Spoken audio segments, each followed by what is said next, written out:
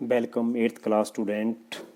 आज जो हमारा टॉपिक रहेगा वो यूनिट 3 आपकी पाठ्यपुस्तक से है और यूनिट का नाम है अंडरस्टैंडिंग क्वाड्रिलेटरल्स, चतुर्भुजों को समझना। इस यूनिट में हम चतुर्भुजों के बारे में विस्तृत जानकारी प्राप्त करेंगे और उनके बारे में आकृतियों के द्वारा चतुर्भुजों की विभिन्न विशेषताएं हम इस पाठ में इस यूनिट में हम ज्ञात करेंगे। सबसे पहला जो आज जो हमारा टॉपिक रहेगा इसमें वो होता है प्लेन कर्व क्या होते हैं। प्लेन मैंने समतल, समतल और कर्व मैंने वक्र। ऐसी लाइंस, ऐसी आकृति जिसमें हमने सीधी लाइनों का प्रयोग किया हो और सीधा उसमें डायग्राम बनी हो, बिंदुओं को मिलाया गया हो, तो plane curve when you join a number of points without lifting a pencil from the paper you get a plane curve.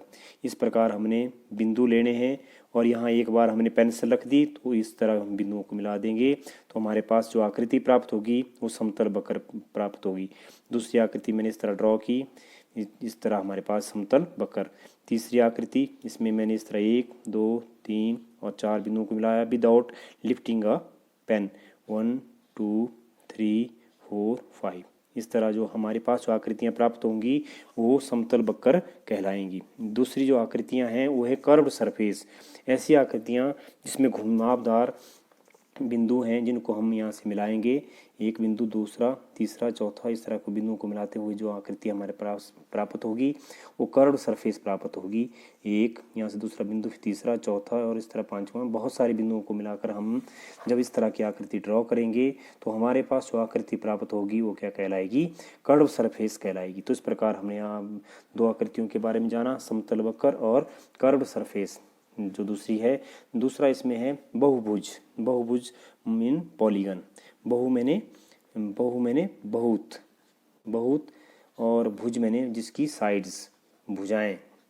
ऐसी आकृति जिसकी बहुत सारी भुजाएं हों उसको हम बोलेंगे बहुभुज अर्थात polygons. A simple close curve made up of only line segment are called polygon. Polygon उसी ही की आकृति को कहा जाएगा जो कि क्लोज्ड हो, जिसमें सारी जिन आकृतियों को, जिन समतल रेखाओं को हम मिलाएं तो उससे जो प्राप्त हमारे पास आकृति होगी वो क्लोज्ड होगी। अगर वो इस तरह हमारे पास खुली आकृति मिला तो हम यहाँ भी लाइन सेगमेंट को मिला रहे हैं मगर वो लाइन सेगमेंट एक दूसरे को क्रॉस कर रही हैं या नहीं क्रॉस नहीं कर रही, तो यहाँ से खुली हैं, बंद नहीं है, तो इस प्रकार की आकृतियों को हम क्या कहेंगे, पॉलीगन नहीं कहेंगे। तो इस प्रकार जो हमारे पास आकृति है इसमें एक बिंदु से दूसरा मिला दिया, फिर इस तरह और तीसरा, इस तरह जो विभिन्न पॉइंट्स हम इनको मिलाते हुए मगर एक क्लोज सरफेस, क्लोज्ड कर्व्ड हमारे पास बंद वक्र जो हमारे पास प्राप्त होगा आकृति का, उसे हम पॉलीगन ही कहेंगे। 1 2 इस तरह मैंने इन भुजाओं को मिला दिया। जो आकृति जो है इसमें कंडीशन बहुभुज में ये रहेगी कि जो आकृति हमारे पास रहेगी वो क्लोज्ड, बंद वक्र रहेगी। 1 2 3 4 4 बिंदुओं को मिलाकर जो हमारे पास, तो इस प्रकार कर्व दैट आर पॉलीगन्स, वक्र जो बहुभुज हैं, इस प्रकार की आकृतियाँ हमारे पास जो हैं वो बहुभुज हैं।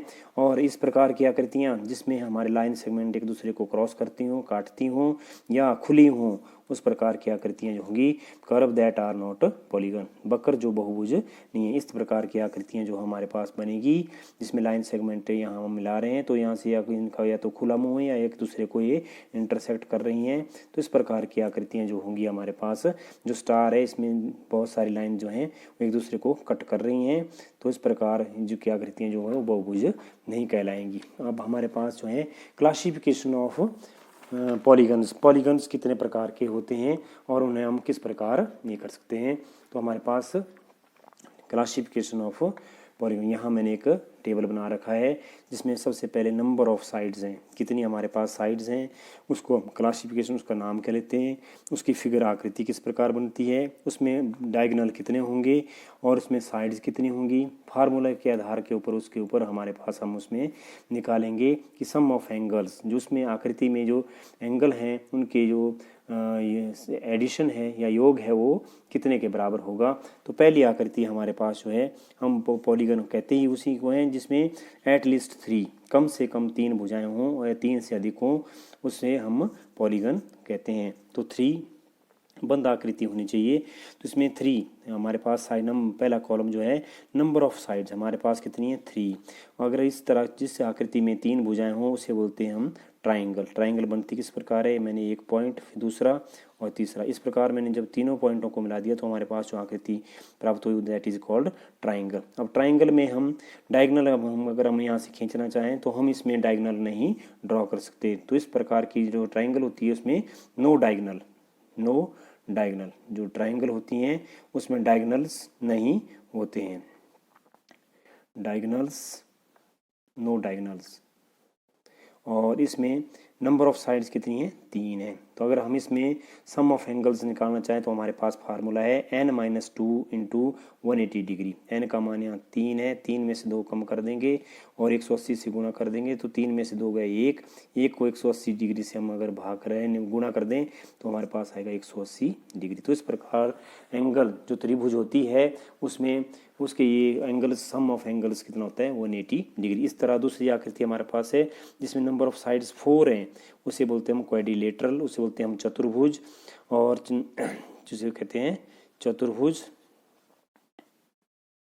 चतुर्भुज में हम किन्हीं एक साइड को मिला देंगे फिर दूसरी को मिला देंगे फिर तीसरी को मिला देंगे तीसरी से चौथी मिला देंगे। इस प्रकार जो हमारे पास आकृति प्राप्त होगी ABCD, इस प्रकार मान लो कोई आकृति है तो उसको बोलेंगे हम क्वाड्रिलेटरल में जो होती है उसमें नंबर ऑफ डायगोनल्स हम ले सकते हैं, वो इस तरह मैंने डायगोनल ले लिया। तो इस प्रकार हमारे पास जो चतुर्भुज है उसमें कितने पार्ट बनेंगे, कितनी त्रिभुज बनेगी 1 और 2, अर्थात चतुर्भुज जब भी बनेगी तो 2 त्रिभुजों को जब हम जोड़ देंगे और उसमें जोड़ने पर प्राप्त होगी हमारे पास वो क्या बन जाएगी, एक प्रकार की चतुर्भुज बन जाएगी। तो नंबर ऑफ साइड चतुर्भुज में कितनी होती हैं 4 होती हैं। तो इसमें फार्मूला जो है हमारे पास n-2 इंटू 180 डिग्री, तो n का मान यहाँ 4 है, 4-2 into 180 degree, 4-2 2 into 180 degree that is 360 degree. तो इस प्रकार जो जितनी भी क्वाड्रिलेटरल होती हैं उसके चारों कोणों का मान जो होता है वो 360 डिग्री के बराबर होता है। अगली जो आकृति है हमारे पास उसकी नंबर ऑफ साइड्स हैं 5, उसको बोलते हैं पेंटागन, उससे बोलते हैं हम पंचभुज। और इस प्रकार मैंने आकृतियाँ ले रखी है, एक भुजा फिर दूसरी फिर तीसरी फिर चौथी और पांचवी, इस तरह जो हमारे पास आकृति बन जाएगी ABCDE।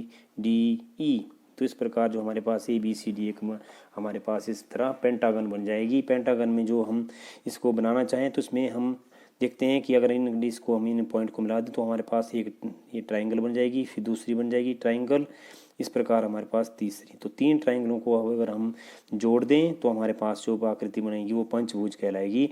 और पंचभुज में जो नंबर ऑफ साइड्स होती हैं वो 5 होती हैं। तो इसमें फार्मूला बन जाएगा n-2 इंटू 180 डिग्री।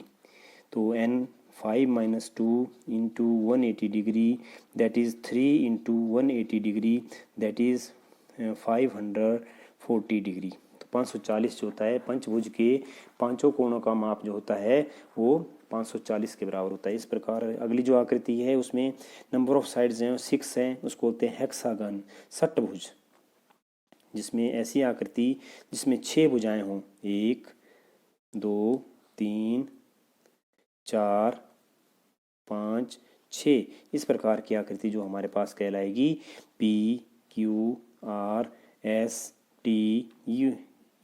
इस प्रकार हमारे पास जो आकृति प्राप्त हो जाएगी वो क्या कहलाएगी षटभुज। षटभुज में अगर हम इसमें नंबर ऑफ ट्राइंगल्स देखें तो हमारे जोड़ के 1 फिर दूसरी फिर तीसरी और इस प्रकार हमारे पास चौथी। तो 4 अगर हम त्रिभुजों को जोड़ दें तो हमारे पास जो आकृति प्राप्त होगी वो षटभुज होगी। उसमें नंबर ऑफ साइड्स n का मान जो 6 होगा तो n-2 into 180 degree that is 6-2 into 180 degree that is 4 into 180 degree that is 720 degree. तो 720 जो इसका कोणों का माप जो होगा वो 720 प्राप्त होगा। इसी प्रकार हमारे पास जो अगली जो आकृतियां हैं वो इसमें जो नंबर ऑफ साइड्स हैं वो हमारे पास 7 है। तो 7 वाली आकृति को बोलते हैं हेप्टागन, सप्तभुज। सप्तभुज की आकृति हम बना सकते हैं। उसमें नंबर ऑफ साइड्स होती हैं वो 7 होती हैं। तो इसमें फार्मूला बन जाएगा 7-2 गुणा 180 डिग्री। तो इस प्रकार हमारे पास 5 गुणा 180, तो इस प्रकार हमारे पास बन जाएगा 900। जो सप्तभुज के 7 कोणों का माप होगा वो 900 तो अगली जो आकृति है उसमें 8 नंबर ऑफ साइड्स 8 हैं, उसे बोलेंगे हम ऑक्टागन। अष्टभुज, अष्टभुज की आकृति हम ड्रॉ कर सकते हैं, उसमें नंबर ऑफ साइड्स 8 होती हैं। तो इस प्रकार अगर हम इसमें फार्मूला यूज़ करें तो 8 - 2 × 180, 8 में से 2 कम हो जाएंगे 6, 6 × 180 बराबर है 1080 डिग्री उसका मान होगा। अर्थात अष्टभुज की 8 भुजाओं का माप जो होता है वो 1080 के बराबर होता है। इसी प्रकार अगर हमारे पास 9 ऐसी बहुभुज जिसकी नंबर ऑफ साइड्स 9 हो उसे बोलेंगे नैनागन। और इसमें 9 नंबर ऑफ साइड्स होती हैं 9 होती हैं, तो इसमें हमारे पास फार्मूला बन जाएगा 9 - 2 × 180 डिग्री और 7 × 180 डिग्री। 180 को अगर हम 7 से गुणा कर दें तो हमारे पास बन जाए 1260 डिग्री। इसमें नवभुज का जो है उसमें कोणों का माप बन जाएगा। इस प्रकार अगला जो हमारा टॉपिक है वो है पॉलीगन्स। डायगोनल जो होते हैं पॉलीगन में कितने होते हैं। इस प्रकार जो हमारे पास आकृति है उसमें हमने आकृति यहाँ पे PQRS तरह हमने ड्रॉ कर रखी है इन फिगर्स। इसमें जो हम नंबर ऑफ डायगोनल्स हम इसमें कितने होंगे, तो diagonals of a polygon, diagonal is a line segment, एक लाइन होती है, लाइन सेगमेंट होती है connecting two non conjunctive vertices. जितने भी इसमें आकृति में वर्टिसेस हैं, जब भी हम कभी भी डायगोनल को ड्रॉ करेंगे तो हम नॉन कंजक्टिव पॉइंट लेंगे, एक छोड़ के पॉइंट लेंगे या 2 छोड़ के। तो इस तरह जो हमारे पास आकृति इसमें हम लगातार जो 2 बिंदु होंगे उनमें से लाइन ड्रॉ नहीं कर सकते। डायगोनल हमेशा जो होता है वो नॉन कंजक्टिव जो होते हैं वर्टिसेस उनको ड्रॉ करने पर ही हमें प्राप्त होता है। तो इस प्रकार मैंने एक PQR एक डायग्राम ले रखी है चतुर्भुज, इसमें मैंने P से Q एक डायगोनल ड्रॉ कर रखा है और इसी तरह Q से S तक दूसरा डायगोनल है। तो इन फिगर्स PQRS PR P से लेके R और Q से लेके S तक 2 डायगोनल हैं, तो नंबर ऑफ डायगोनल्स इसमें कितने हो जाएंगे, 2 हो जाएंगे। इसी प्रकार अगली जो आकृति मैंने ड्रॉ कर रखी है ABCDE, इस प्रकार A से लेके B, B से लेके C, C से लेके D, D से लेके E। तो अगर हम इसमें नंबर ऑफ डायगोनल्स हम ड्रॉ करने चलें तो A से लेके हम D, A से लेके C, तो A से लेके C और A से लेके D तक 2 बन गए। इसी प्रकार अगर हम बिंदु B से लेंगे तो B से लेके E तक और B से लेके D तक 2 हो गए। इसी प्रकार अगर हम अगला पॉइंट है C से अगर हम एक ही इसमें पॉइंट बनेगा C से लेके E तक। तो इस प्रकार हमारे पास इस आकृति में हम जो फिगर्स है ABCD इसमें हम नंबर ऑफ डायगोनल्स ड्रॉ कर सकते हैं। अगला जो हमारा टॉपिक रहेगा वो होगा कन्वेक्स पॉलीगन, उत्तल बहुभुज किसे कहते हैं। Polygon that has no portion their diagonal in their exterior, exterior होता है बाहर की ओर, पोर्शन मैंने ऐसा कोई क्षेत्र, ऐसा कोई भी क्षेत्र बहुभुज, ऐसी पॉलीगन हैज़ नो जिसका कोई भी पोर्शन ऑफ देयर डायगोनल उसके विकर्ण का एक्सटीरियर बाहर की ओर ना हो उसे बोलते हैं हम कन्वेक्स पॉलीगन। इस प्रकार मैंने जो डायग्राम ड्रॉ कर रखी है तो देखो इसमें ये यहाँ से मैंने एक, फिर यहाँ से यहाँ तक और यहाँ से यहाँ तक और यहाँ, तो इसमें हम बोल सकते हैं ABCD एक मैंने पॉलीगन ड्रॉ कर रखी है। तो इस पॉलीगन में जितने भी डायगोनल होंगे वो अंदर की तरफ ही होंगे, बाहर की तरफ हम कोई ड्रॉ नहीं कर सकते।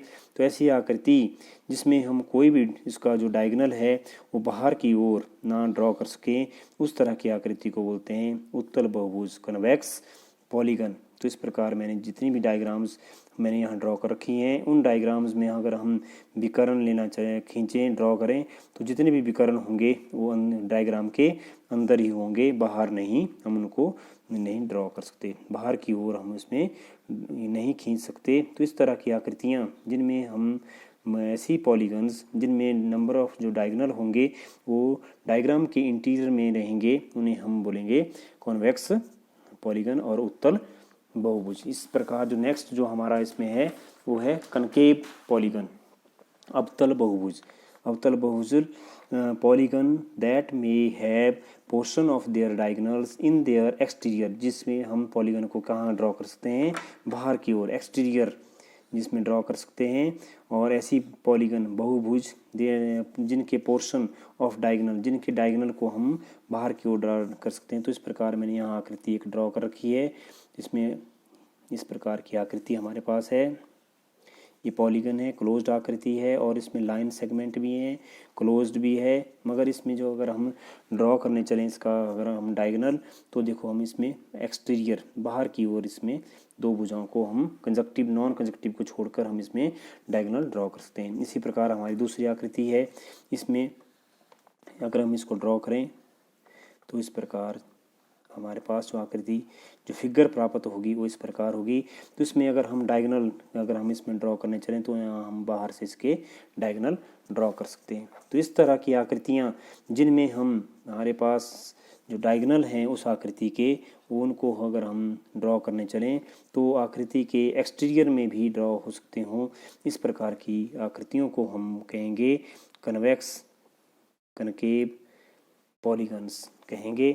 तो इस प्रकार मैंने जितनी भी आकृतियाँ हैं उनको मैंने ड्रॉ करके रखा है और जो इसमें डायगोनल हैं उनको मैंने अलग कलर से ड्रॉ कर रखा है। तो यहाँ पे हम इनको बड़ी इजीली पहचान सकते हैं कि ये आकृतियाँ जो हैं वो कनकेव पॉलीगन कहलाएंगी। इनको हम क्या नाम बोल सकते हैं, कनकेव पॉलीगन, अवतल बहुभुज कह सकते हैं। जो अगला जो हमारा इसमें टॉपिक रहेगा वो रहेगा रेगुलर पॉलीगन, सम बहुभुज। सम का हमें मालूम होता है, सम का मतलब होता है बराबर, इक्वल। बहु मैंने बहुत भुजाएं जिसमें हो ऐसी। Regular polygon is both equiangular and equilateral. Equi मैंने बराबर, एंगल मैंने जिसमें एंगल जो हैं वो बराबर हों और जिसमें इक्वी मैंने एक बराबर, लेटरल मैंने भुजाएं भी बराबर हों। इस तरह की आकृतियाँ जिनमें भुजाओं की लंबाई और कोणों का माप एक बराबर हो, उसी प्रकार की आकृतियों को हम क्या कहेंगे, समबहुभुज कहेंगे। इस प्रकार मैंने आकृतियाँ ड्रॉ कर रखी है। तो इसमें मैंने जो साइड्स है, number of length of side है दैट इज़ इक्वल। यहाँ पे ए से बी की जितनी लेंथ है उतनी ही बी से सी है, उतनी ही ए से सी है। तो इसमें इस प्रकार जो हमारे पास इक्वल होती है उनमें एक सिंगल कट इस तरह लगा देते हैं हम, और जो एंगल होते हैं उनमें डबल इस तरह के मैंने लगा रखा है। तो इसका ड्रॉ करने का मतलब होता है कि इसके कोण जो हैं एंगल में बराबर हैं, भुजाएं भी बराबर हैं। तो ऐसा पॉलीगन जिसमें नंबर एंगल जो हैं उनका जो वैल्यू हो बराबर हो और जो लंबाई है, लेंथ है साइड्स की वो बराबर हो, इस प्रकार की आकृति को हम कहेंगे रेगुलर पॉलीगन, समबहुभुज। तो इस प्रकार की आकृतियाँ मैंने यहाँ ड्रॉ कर रखी हैं। इनमें सब में जो नंबर ऑफ साइड्स हैं वो इक्वल हैं और इनके एंगल जो हैं बराबर हैं। इस प्रकार जो नेक्स्ट आकृति है, फिगर है, ए से लेके बी, बी से लेके सी, सी से लेके डी, डी से लेके ई, ई से लेके ए तक सभी जो लेंथ है उनकी एक बराबर है, लंबाई जो है बराबर है, और इनके बीच में जो बनने वाले कोण हैं वो भी बराबर माप के हैं। A angle A is equal to angle B is equal to C, C is equal to D, D is equal to E. तो इस प्रकार की आकृतियों को हम कहते हैं रेगुलर पॉलीगन। इस तरह अगला जो हमारा है इसमें इर्रेगुलर पॉलीगन, सबसे मालूम पड़ रहा है इर्रेगुलर में जिसमें ना ही उसमें एंगल बराबर हो, ना ही उसकी लंबाई, भुजाओं की लंबाई जो हो बराबर ना हो। या तो आकृति में अगर एंगल बराबर होंगे तो भुजा की लंबाई बराबर नहीं होगी, अगर लंबाई बराबर होगी तो एंगल बराबर नहीं होंगे। तो ये पॉलीगन विच मे और may not be equiangular और not equilateral are called irregular polygon. Equi मतलब नॉट, यहाँ पे नहीं, इक्वल एंगुलर ना उनके कोण बराबर होंगे, नॉट इक्विलेटरल ना उनकी जो साइड हैं ना ही वो बराबर होंगे। तो इस प्रकार मैंने जो आकृति यहाँ ड्रॉ कर रखी है, ए से लेके बी, बी से लेके सी, सी से लेके डी, तो हम यहाँ देखते हैं कि तीनों भुजाओं की लंबाई जो अलग अलग है, कोण उसमें अलग अलग हैं, कोण भी अलग अलग हैं और इस प्रकार इनकी साइड्स भी अलग अलग हैं। इस प्रकार जो मैंने यहाँ रेक्टेंगुलर देखी है, रेक्टेंगल में आमने सामने की भुजा बराबर होती है मगर कोण बराबर होते हैं, मगर जो साइड्स होती हैं वो चारों भुजाओं की होती है वो बराबर नहीं होती है। आमने सामने की भुजा बराबर होती है मगर चारों भुजाओं की जो लंबाई वो बराबर नहीं होती है। इस प्रकार मैंने नेक्स्ट डायग्राम यहाँ पे ड्रॉ कर रखी है, A B C D E F, इस तरह की जो आकृति है इसमें कोई जो ए और एंगल जो डी के बराबर है मगर बाकी एंगल अलग है। यहाँ पे आमने सामने की भुजा बराबर है और एडजेसेंट साइड्स बराबर हैं, मगर जो सारी जो आकृति फिगर है उसमें ना ही कोण कोई बराबर है, मतलब सब कोण बराबर नहीं है, ना सभी भुजाएं बराबर हैं। तो इस प्रकार की जो फिगर्स होती हैं हम ड्रॉ करते हैं उन्हें बोलते हैं इर्रेगुलर पॉलीगन्स। तो ये आज हमारा इसमें टॉपिक था। जो लास्ट इसमें बात रहेगी, the sum of mirrors of angle of triangle. जो एक ट्राइंगल होती है उसमें हमें मालूम है कि उसका मान जो होता है वो 180 के डिग्री के बराबर होता है। Thank you.